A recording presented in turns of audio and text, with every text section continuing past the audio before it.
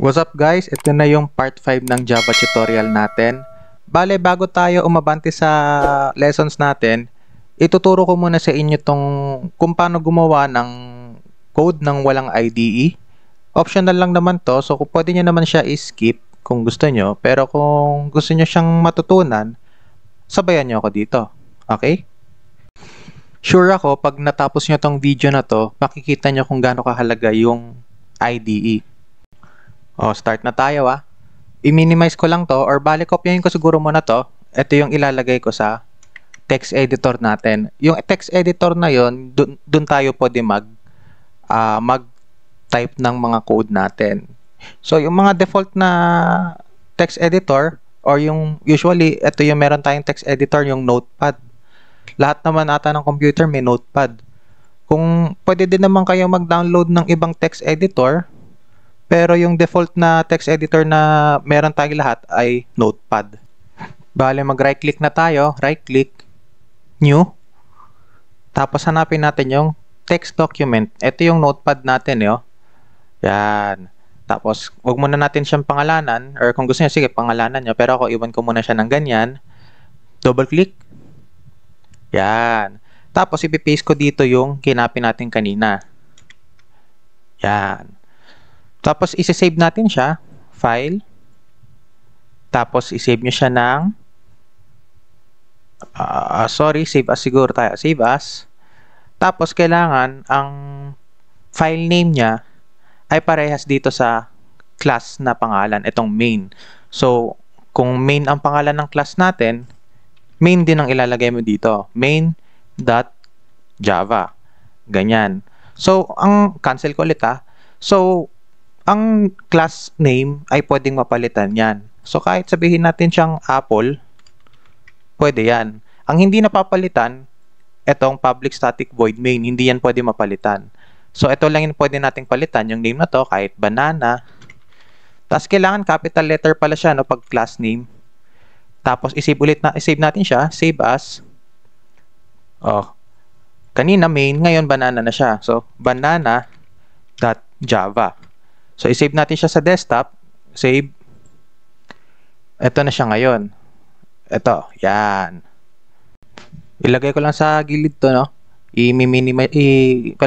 paliliting ko lang ng konti para mas makita natin. Tapos, dito tayo galing. Itong new text document. Ito yan. Tapos, itong banana.java na to. Ito yung sinave natin.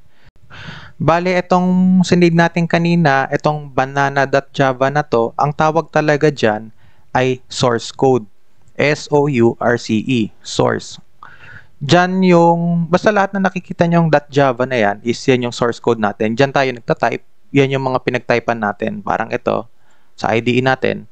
Source code yan. Itong mga nakikita nyo dito. Yan ay high-level programming language. Ibig sabihin ng high-level programming language, yan yung mga naiintindihan ng mga tao. Pag sinabi mong low-level programming language, yun yung naiintindihan ng mga machine natin, ng computer natin. So, hindi ibig sabihin pag high-level, kasi usually sa laro, di ba, pag high-level, mahirap, di ba? Pero ang ibig sabihin nun is, mas naiintindihan siya ng tao. Kung tutusin nga, parang mas mahirap nga yung low-level programming language dito, kasi mas mahirap siyang intindihin May sinave akong picture dito, galing sa internet. Ipapakita ko sa inyo. Wait lang. Ito, example yan. Hindi sa akin yan, nakita ko lang sa internet yan. Itong nasa kaliwa natin ay yung high-level language. Kung makikita nyo, mas madali siyang intindihin. Wag muna natin isipin to, pero nakikita nyo naman, di ba? Print, I am true block. So, ito yung mga example ng mga high-level language. Yan yung mga Java, Python, JavaScript, mga high-level language yan. Tapos, ito naman sa kanan natin, yung low-level language. Nakikita nyo, binary, 1, 1, 0, 1, 0, 0. Ang hirap naman basahin yan. Nakakainis, pag tinitignan. Pero naiintindihan ng mga computer natin yan. Madali lang intindihan. Yan ang naiintindihan nila. Madali lang sa kanila yan. Isasara ko na to. X. Tapos balikan natin tong banana.java natin o yung source code natin. I-compile natin siya. Ano ba meaning ng compile? Pag sinabi mong compile, ita-translate na natin siya from source code to bytecode. Bakit natin kailangan i-compile yung source code natin to bytecode? Kasi kapag naging bytecode na siya, low level na siya. Mas nababasa na siya ng computer natin. Tayo naman, mahihirapan na tayong basahin siya. So, paano mag-compile? Pag magko-compile ka, magbubukas tayo ng terminal or yung command prompt. So, kung saan nakalagay yung file mo na banana.java na yan, mag-right click ka doon sa lugar niya, tapos buksan mo yung terminal o yung command prompt. Ito yung magiging labas niya. Ang problema kasi, kapag binuksan mo yung command prompt sa search bar mo, idadaling ka niya sa ibang lugar. Kung dito mo siya i-right click, tapos bubuksan yung terminal, makikita nyo dito, nasa desktop na agad yung terminal natin o yung command prompt. So, papakita ko sa inyo kung magbubukas ako sa search bar lang, no? Okay? Command prompt. Ito siya. Kitams, nasa pangalan ko lang siya, wala siya sa desktop. So, ang gagawin natin, mag-ano pa tayo, mag-change directory pa tayo, magta-type pa tayo ng cd dyan, dir, ganyan-ganyan. Manatrabaho. So, kung gusto niyo mas mabilis, kung saan siya nakapwesto, i-right click nyo, open in terminal, andun ka na, nasa desktop ka na. Kasi nandun siya nakalagay. So, ngayon, i-type na natin yung Java C. Ang Java C is compile. Java compile, tapos banana.java. Case sensitive yan, ha? Ayan, kapag nakita nyo may walang lumabas na iba, kundi empty lang, gumana siya. Tapos susulpot na siya sa desktop. Ito na nga siya, oh. Nasa kaliwa lang. Banana.class. Itong banana.class na to, ito na yung bytecode natin. Bale, ito yung source code, ito yung bytecode. Pwede natin siya buksan para makita natin itsura niya, no? Double click. Sa notepad natin siya bubuksan or kahit anong text editor na meron ka. Okay? So, always ko na lang siguro. Tapos ito, makikita nyo dito, ito ang itsura niya. Mahirap na siyang intindihin. Ang random. Wala akong maintindihan. Kasi nga, low level na siya. Di tulad ng high level, mas marami tayong naiintindihan. Pero kahit low level na to, hindi pa to yung final. Kasi ang final, yun yung mababasa ng computer. Which is yung pinakamababang language na talaga. Kung low level to, meron pang mas lowest level. Kumbaga parang ganun. Yung lowest level na yun yung machine code. Yun yung binary na 000111100001. Wala tayong maintindihan doon. Ngayon, ang gusto kong gawin or ang gusto natin gawin, yung bytecode natin is ipalocate natin sa Java. Yung Java na yun, i-compile niya pa further yung bytecode natin to machine code. Yung Java na magko-compile ng bytecode natin to machine code, yun yung tinatawag na Java Virtual Machine. So yung Java Virtual Machine na yun, or yung JVM, siya yung bahala sa pagko-compile pa niyan para maging machine code. Isasara ko lang to para medyo mabawasan yung mga nasa screen natin.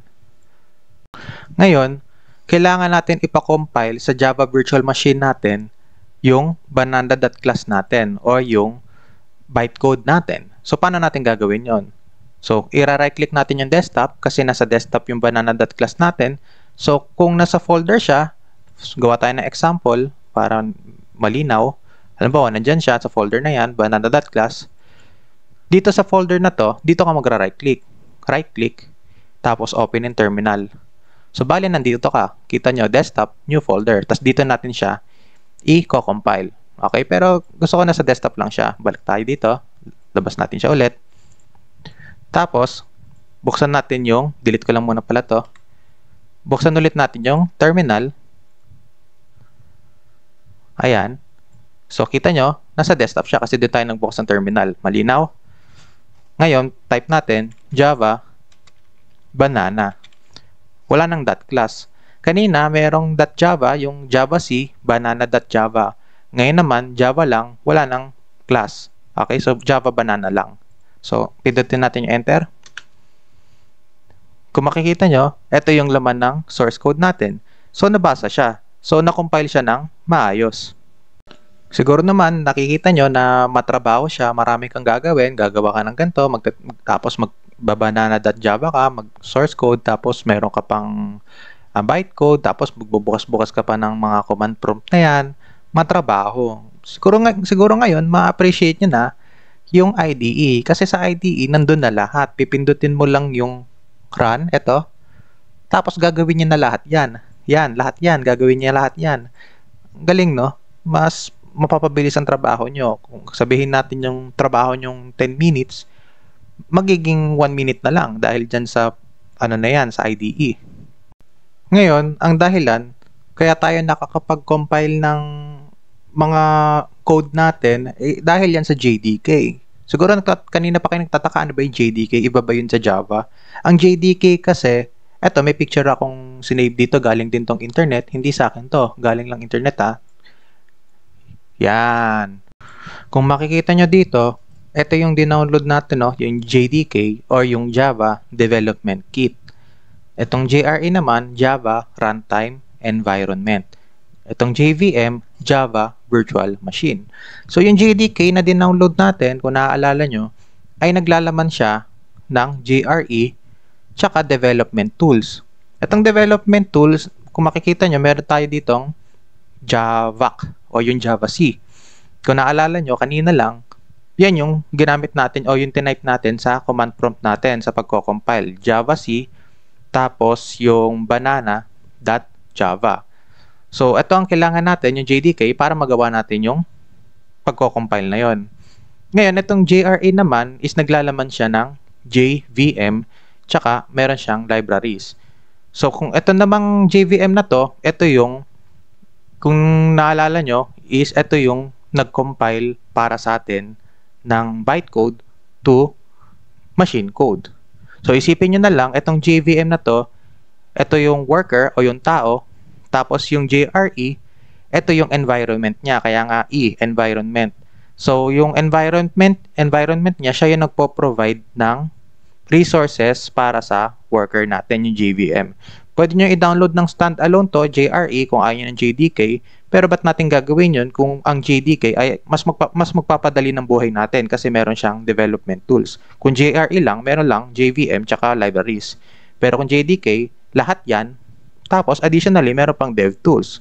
So kaya JDK ang dinownload natin. So meron akong inedit ditong picture. Ito din, inedit ko lang. So i-ex ko siya. Tapos bubuksan ko siya.